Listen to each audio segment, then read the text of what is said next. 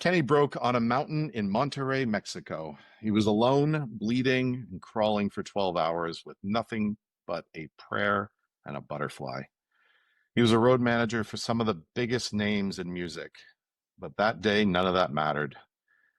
This episode is about surrendering to survive and what comes after, and also the slow, sacred work of becoming the man your son and your kids can look up to, not for what you built, but for what you walked through. Thanks for joining me, Kenny. Jeff, man, I'm so stoked to be here, man. Thank you for having me on. So maybe you can walk us through what happened. I'm in Mexico right now. Well, not in Mexico right now, but I've been spending the better part of the year there. I haven't encountered anything like you have.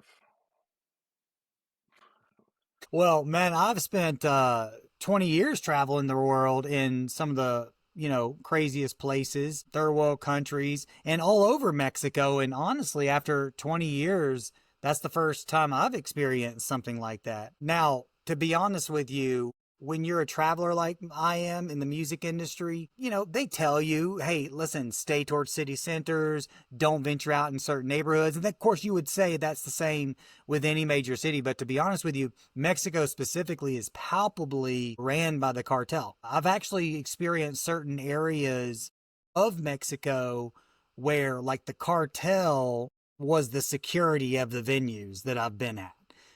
Outside of some like the major cities of Mexico City or Monterrey, some of the smaller areas, they run that country, to be honest with you. I have friends in Mexico that say that they can't even visit some of their family members, an hour or two in the countryside because that hour or two in between the major city and their grandparents' house is just too scary to venture out into. And so, yeah, you're right. If you're not venturing out into some areas outside of these tourist areas or the expat areas, you're not going to experience what I experienced. So can you walk us through what happened that day?